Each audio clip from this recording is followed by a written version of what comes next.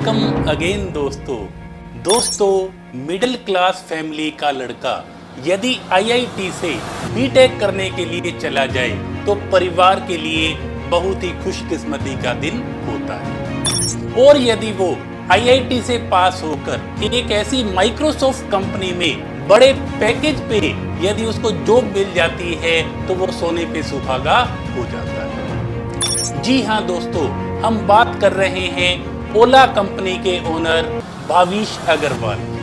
लेकिन भाविश अग्रवाल को जिद थी कुछ अलग हटके करने की, और उस जिद का जो टर्निंग पॉइंट आया वो तब आया दोस्तों जब वो एक यात्रा पे जा रहे और जब टैक्सी उन्होंने हायर की और टैक्सी का जो ड्राइवर है वो रास्ते में ही नेगोशिएशन से वो करने लग गया और भाविश को परेशान करने लग गया और बीच रास्ते में ही उन्होंने भाविश को उतार दिया। अब भाविश ये सोचने पे मजबूर हो गए कि न जाने पूरे देश में ऐसे कितने लोग होंगे जो टैक्सी लेके जाते होंगे और परेशान होते होंगे। और उन्होंने अपनी आगे की यात्रा बस में बैठ के, जब वो बस में बैठे तब बस में बैठ के उन्होंने ये सोचा कि मैं अब माइक्रोसॉफ्ट की नौकरी को छोड़ दूंगा और मैं कुछ नया करूंगा, दुनिया के लिए कुछ नया करूंगा, लोगों के लिए कुछ नया करूंगा।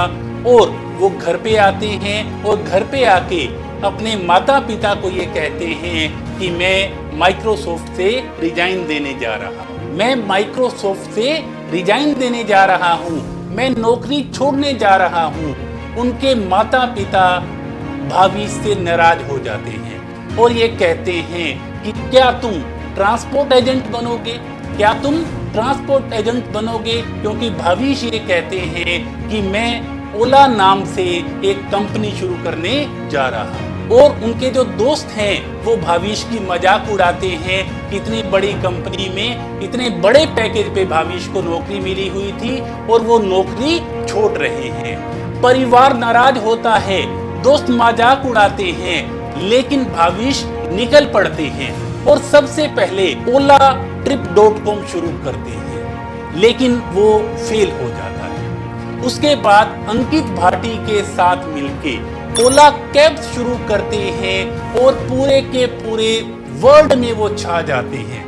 अपनी नई शुरुआत के साथ ही बहुत से कंपनीज उनको फंडिंग करने के लिए आ जाती हैं और फंडिंग करने के बाद उनका जो ये ओला कैब्स का जो नया एक थीम था, एक जो नया प्रोजेक्ट था, एक जो नई सोच थी, वो न केवल इंडिया में बल्कि पूरे के पूरे वर्ल्ड में पॉपुलर हो जाती है।